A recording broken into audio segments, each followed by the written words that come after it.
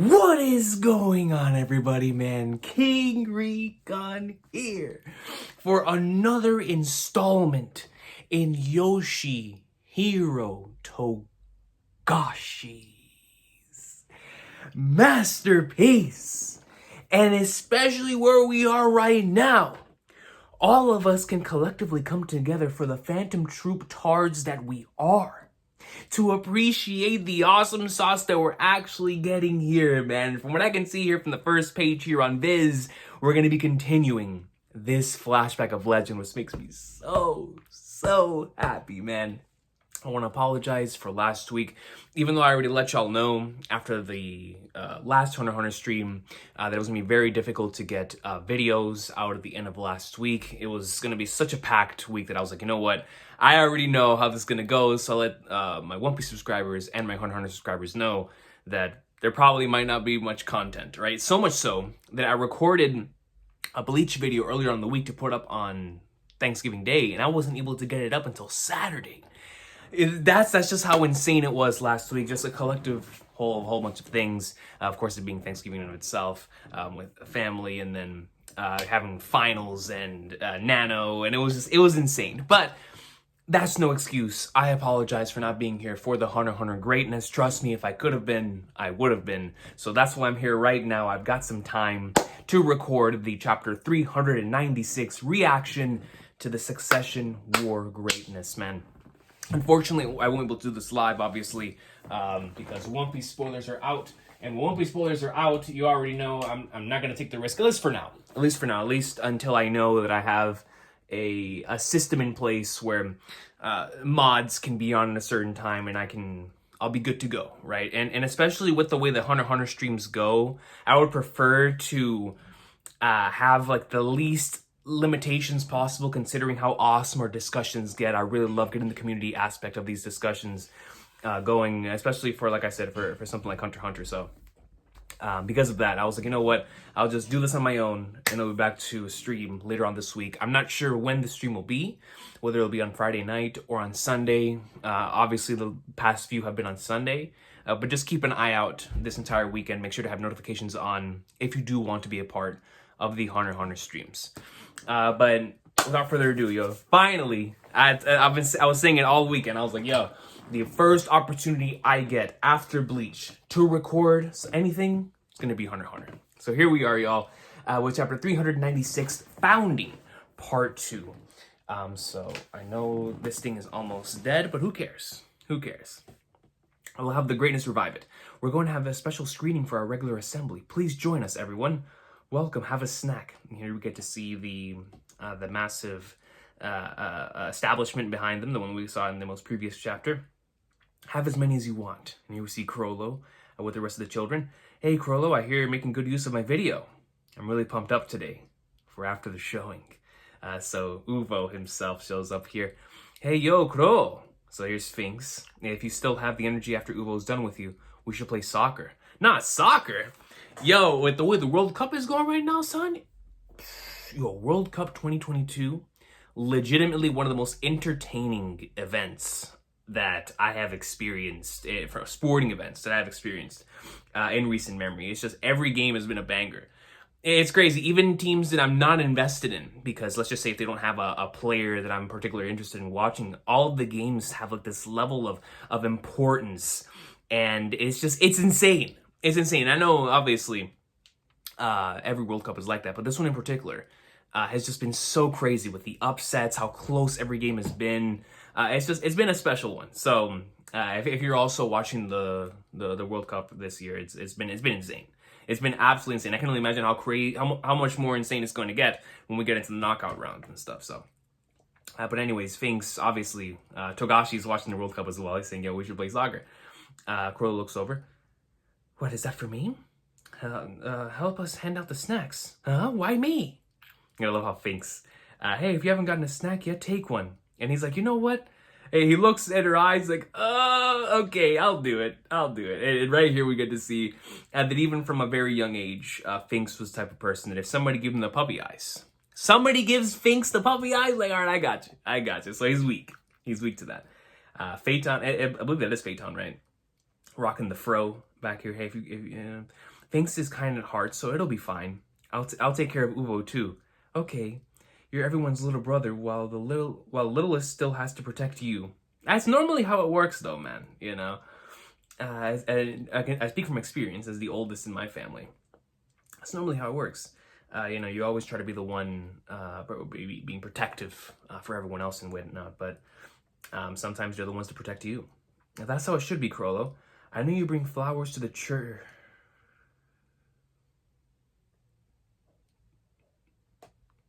As a Final Fantasy VII fanboy, that line hits, man. That line hits, and if you've played the game, you know exactly what I mean there, man. One of the greatest soundtracks ever. Flowers blooming in the church, you know. So automatic imagery there. I know you bring flowers to the church every day for the graves. Thanks. I like you just the way you are. So I like you just the way you are, and then Crollo responds with thanks. The screening's about to begin. Please take your seats.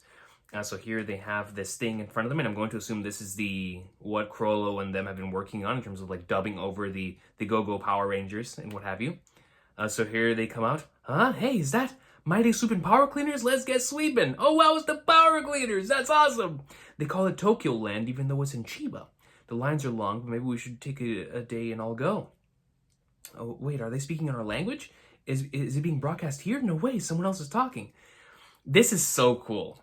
This is so cool to see. I wonder what inspired Togashi from a creative standpoint to want to tackle something like this. Obviously, we talked about the implications for this last week, right? With Crollo taking the directorial role, automatically already showing how everyone relies on him as a leader and exercising his creative freedom. You actually having to step into someone else's shoes to dub their voice, right, is something that directly leads into his ability, right, with Skill Hunter. And I find that to be so fascinating that from a young age, he was already interested in taking someone else's voice and turning it into his own, which is where creativity comes from. Aren't those Crollo and Paku's voices?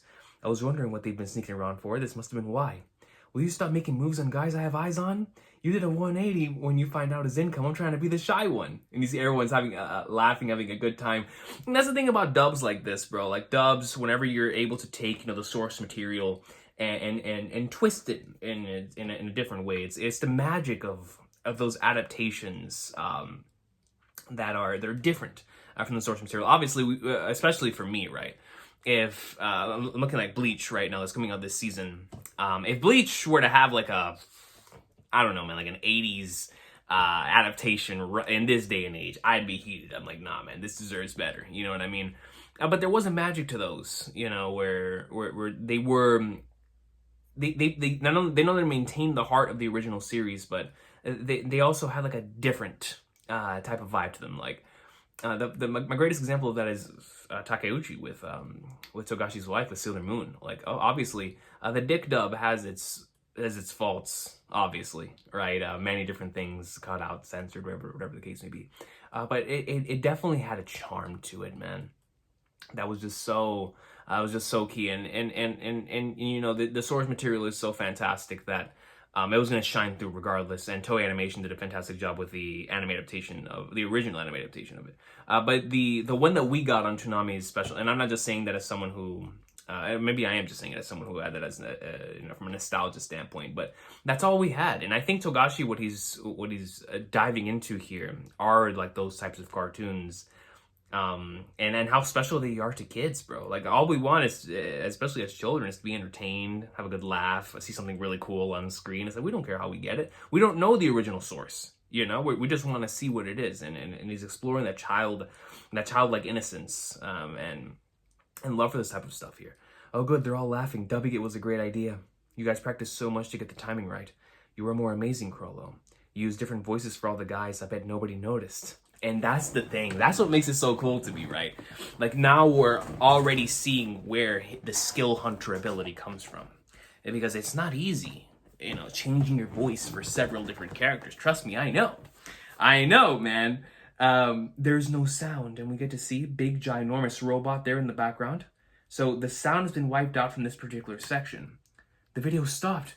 Father Lizards, what's wrong? The audio tape got stuck in the machine. It's tangled up really bad. We might have to use scissors. This might take a lot of time. Is it broken? What do you expect? Everything here is broken. They were thrown away as trash, man. And Crollo asked to get the mic. Can I please have the mic? Hey, where's the rest of it, Crollo? Or is this it? Hey, Crollo! So Uvogan, already being super loud, is yelling to the point to where he's annoying the other people around him. Very Uvo-esque, right? Sorry, I thought it was break time, so I was getting a bite to eat, derp. When I got an upset stomach and had to go to the bathroom, derp. We couldn't show any of that, sorry, derp. Now where were we again? Hey, Blue Cleaner. Blue, where are you? Hey, that's the Yellow Cleaner's voice. Wow! I get the same age as us doing the voice? So now he's like, he's making up for the technological difficulties. He's like, you know what, I'll take it upon myself. And now he's doing this kabuki play type of thing where he's playing all of the voices live for them. So what we're seeing here that I really like in regards to, once again, the skill hunter ability is not only Crollo's ability to dub the voices with the script in front of him, right? But now we're seeing that he memorized those lines of dialogue, memorized the way those characters are, and now he's creating his own fan fiction based on that. But what I love so much about that is skill hunter. That is taking someone else's abilities that they've established, that they've created, and that is theirs, and turning it into something that's your own, right? And so that's just super, super cool to me. I wish you'd send some of those nutrients to your memory storage. We're about to go rescue Pink, who was captured in the Vandal monster's trap, remember? What? He's Blue's voice too? No way. And Red and Green and the monsters? We're gonna resume our mission on the count of 3. Are you guys ready? 3, 2, 1. That's their hideout. Let's go, Green. And we see, like, Gone right here wearing a superhero costume. Red, hold on. We have to wait for Blue and Yellow. He's not listening. She got tricked by a... So I love this, man. This is so cool. She got tricked by a hottie and got caught? Her dirty mind is a disgrace to the power cleaners. Oh, didn't I see you flirting with said hottie too? There you are, evil vandal monster Gruffino. Get your filthy hands off the pink cleaner. And here you see this thing in the background. You're doomed now, my pathetic power cleaners. That is an ability? So we see this thing pop out. It's a spray can holding 2 spray cans, and it has multiple eyes over its body, like it's Espada number 7 from Bleach. A very, very grotesque monster. But regardless, Crollo here with the blue lock eyes is like, yo, you're doomed now, my pathetic power cleaners, and everyone's shook, right? Uvo, everyone's feeling this. Everyone is feeling this, right? So that has to be the Nen. Yo, look at Nobunaga, Machi. So Shalnark. So we're starting to see all of them here, or at least most of them. The death metal monster is Madascara, not Mascara. Madascara put the pink cleaner under a spell, and you will suffer the same fate. All civilization will be covered in grime. All hail the disgusting king. And here we see, of course, Crollo. Aura is coming out of Crollo as is being projected onto the screen. This is insane, dude. I'm scared. Even if you cover up with her mascara, you'll never be able to put a permanent stain on Pink's heart. She's always in the pursuit of true love. Yo, Crollo's a goat, dude. Legit. The power you get from believing in others, that's the ultimate cleaning agent. That's literally Bleach. You're ready, your smoothest speech. Cleanse Pink's caked on mascara. The pink cleaner's back. Damn you. I'll filth you up myself. Get them, my sludges. Go ahead, begrime me as much as you want. We'll wipe it away every time. Getting dirty is a fact of life. The tragedy is in giving up and living in filth. If it's too much for one person, we can all pitch in.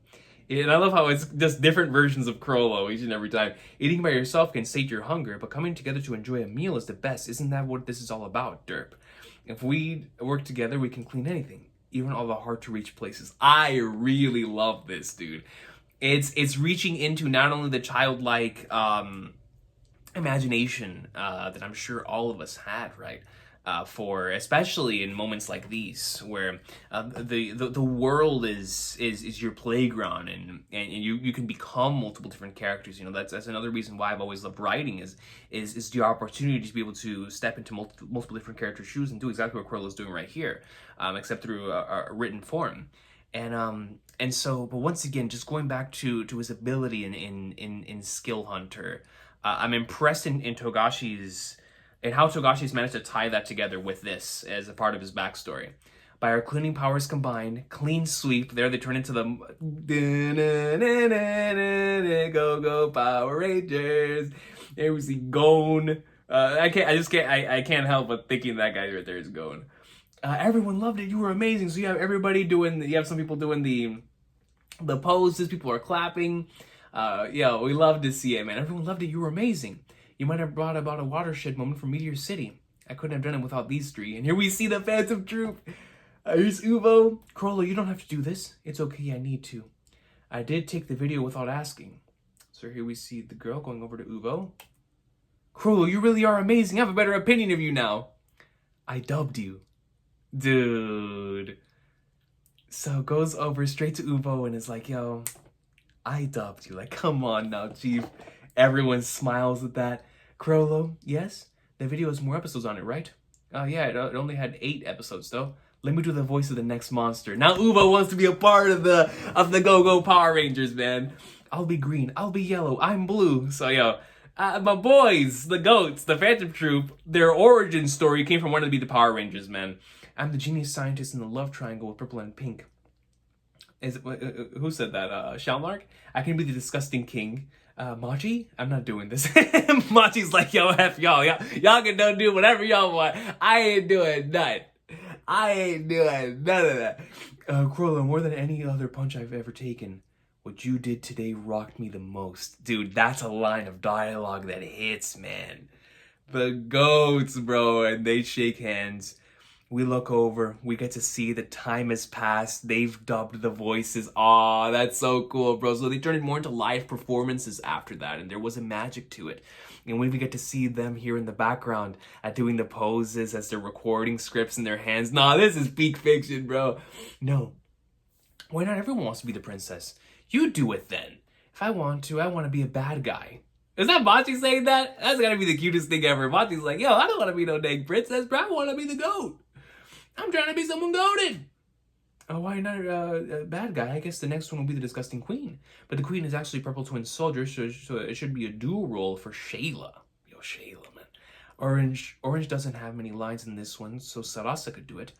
No, they have a big scene together with 2 episodes later. Chrollo's trying to keep the continuity, man. He's like, nah, they got a big scene coming up 2 episodes later. Like, come on now, player. We don't have enough people. Should we recruit members? Sounds good. What kind of group are we anyway? A theater group, of course. They're a troupe. They're a troupe. It feels more like a touring company to me. How about a troupe then? Ah, there it is. They're the troupe. But we don't have the means to get anywhere. Don't sweat the details. We can start by walking. A troupe it is for now. We can't just be a troupe. We need something like the Something Troupe hereby presents a performance. We're recruiting for the Something Troupe. Now I'm suddenly motivated. Come on, man. Just say your name, dude. It would be great to find the rest of the episodes. Did I skip a page? No. Great to find the rest of the episodes. I'm trying, but looking for something specific is like looking for a needle in a haystack. We don't even know if the rest are out there. Then Chrollo should just write up a script and make it into regular play. Everyone's watching us more than the screen these days. Sure, some people are watching Chrollo. What do you think, Chrollo? I still think the show works best as a screening. Without the visuals, we need fight choreography and monster costumes. We don't have the time or the resources. Well, there are 3 more episodes as a buffer, so I'll think about it. After today's full rehearsal, how about we make a guessing game of where the show's going to go? Uvo, you're so into it now. I mean, who wouldn't be, bro? My boy's in the middle of making peak. At first, I just wanted to be able to have something, anything. But being able to clearly define what that is and what I want to do is an amazing feeling. Uvo again. And that's such an enhancer thing, right? Like, by being able to clearly define what it is that I want and go after it with all 100% of my abilities. That is an enhancer, right? And that's so fast. What is it that you want to do? Tour around the world with you in a play and be the best villain in the world. Peak! That's the panel of the chapter right there, man. That is the panel of the chapter, dude. Tour around the world with you in a play and be the best villain in the world. Ubogan continues to be goated even after death, man. You know where they say Nen gets stronger after death? Togashi's characters get stronger after death, man. Where's Sarasa? She's left. She's got sorting out duty today. What, by herself? Her handlet is close by, so she'll be fine. Orange only has to answer the phone and say her catchphrase, so she's not needed at rehearsal. So something's about to happen here. With Sarasa, she'll be busier for the next rehearsal, so she swaps shifts. They'll be so surprised if I end up finding the tapes. There was a pile of them among the corporate dump by Yuga Forest that no one knows about. Hold on. So there's a pile of the tapes in the corporate dump by Uga Forest that nobody knows about. I've memorized what power cleaners look like in Gelman standards, so I just need to find the title. They're getting more vigilant here. Yeah, we've made the quota for delivery. The era of hunting here may be coming to a close. If we find the last one, we'll make sure to have some fun. So they're looking for, I'm going to assume they're going to run into Sarasa. And then someone's blacked out here, obviously. And that's the end of the chapter. So it looks like we're finally going to figure out who like these individuals are that they're taking away here. Who the people are that are going to be captured next. Obviously, it's got to be Sarasa, heading out by herself into this corporate dump here. But besides that, we'll get to that next chapter. What I really love about this chapter is continuing the origins of the troupe, even hearing themselves call themselves a troupe, like seeing the origin of why they call themselves the troupe. And I'm going to assume when we get the Phantom part of that, it's going to be when they fully establish their group and call themselves not only the Phantom Troupe, but also the establishment of the Spider, right? And stuff that is so integral in what makes the Spider symbolic to the Phantom Troupe, and I'm looking forward to seeing that. But once again, I'm just so impressed. Chrollo is truly, I've said this so many times, he already is besides Jing, my favorite character in this series, and to see more from Chrollo here is just so cool. Just in regards to the way in which we get to see his imagination being explored, we assume that like all of the he already values the importance of continuity, right, in a story. Values individuals playing their roles correctly. He knows differences in certain people's voices. This scene with the Nen Beast coming out here with the power cleaner and whatnot, where everyone feels his aura coming out here. What I find really fascinating about this scene is not necessarily the fact that he's utilizing this in the first place, or that the individuals that are there are like, oh snap, what is that? And they're being blown away by this. It's more so the idea of like what Togashi could potentially be saying with something like this, right? Where after you get to a certain point, whenever you're creating a story like this, right, or you're going through something like this, there has to be a certain situation where your improv, a moment of eureka, right, is going to have to take the forefront. And so to see that visually here, where Chrollo's like, I'm taking the creative control here. I'm going to be the author here, and I'm going to be the director who takes control of this entire scenario, all right? So he goes out here, and this thing happens because he took those steps. And it's almost like Togashi letting someone like myself know. They're like, yo, the only way something like this can ever happen is if you take the first step at all, right? Like, you have to go out there in the middle of all that insanity. Chrollo could have just let it happen, right? Chrollo could have just been like, you know what? I'm going to try to fix the tape, and we'll cancel the show here, whatever. But he took the initiative to go step on the stage and made something brand new out of something that already exists, and made it his own, truly something his own, right? Which is the skill hunter ability, the specialist Nen type. And so, but the appearance of the Nen Beast here, with the Disgusting King, is so cool to me. Just in regards to, it feels like this moment with like Finks and Machi and Nobunaga, and especially Ubo, who is feeling all of this. They're like, yo, we are witnessing someone grow before our very eyes who had to take the first step necessary in order to do so. And it's almost like, and it's an inspirational moment. Absolutely it is. But especially to a child. Imagine being a child, and you're seeing someone do all these different things, and now they're also on the other side, and something you've never seen before is being propelled in front of you. We're like, oh my goodness, I thought only adults were capable of this.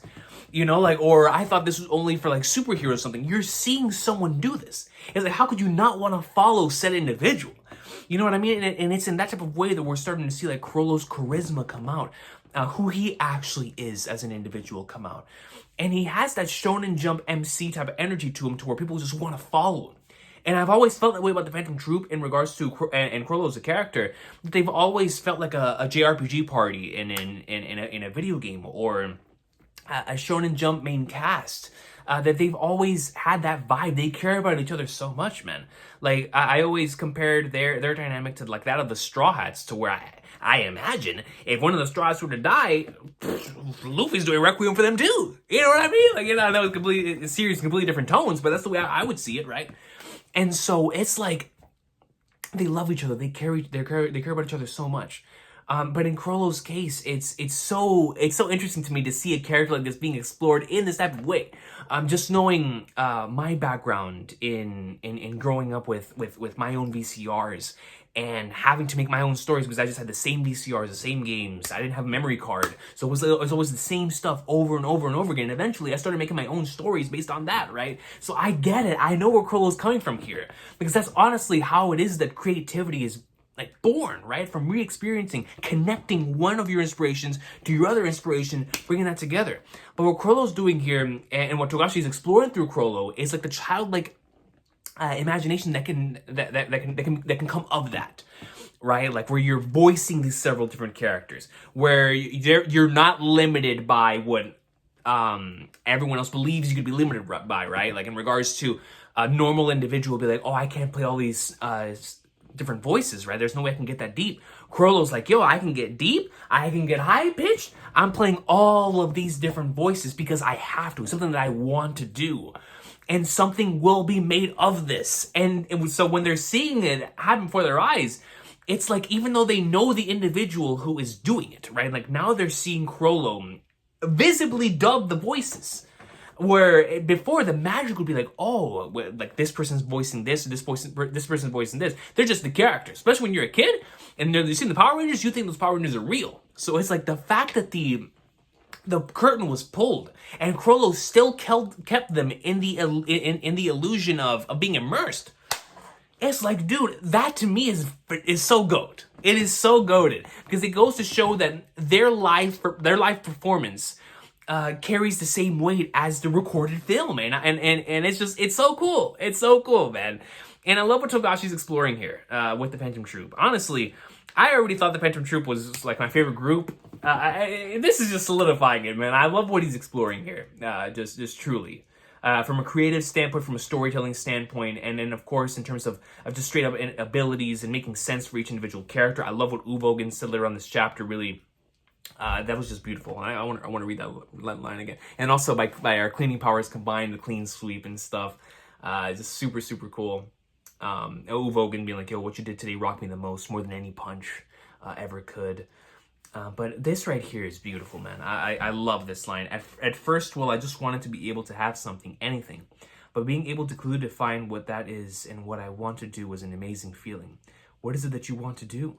Tour around the world with you in a play and be the best villain in the world. I mean, yo, it's like, come on, man. Come on. I'm loving this flashback. I really am. And I love specifically what Togashi is exploring within this flashback. It's something I wasn't expecting in the slightest, but it just makes so much sense thematically that I'm so glad that he's doing it, man. And it's inspiring me, honestly, from a creative standpoint. I love it. And Crollo continues to evolve. Not just Crollo, but the other members of the Phantom Troupe as well. And shout out to Uvogen for being even more goated after death, man. Post-mortem greatness, you know what I mean? But yo, this has been the Hunter x Hunter reaction. Thank you so much for watching. Let me know what y'all thought about this chapter in the comment section down below. And I look forward to seeing y'all for the next installment of this Phantom Troupe flashback, because this stuff has been goated, man. Hope y'all have a good one. Take care. Loving this, bro.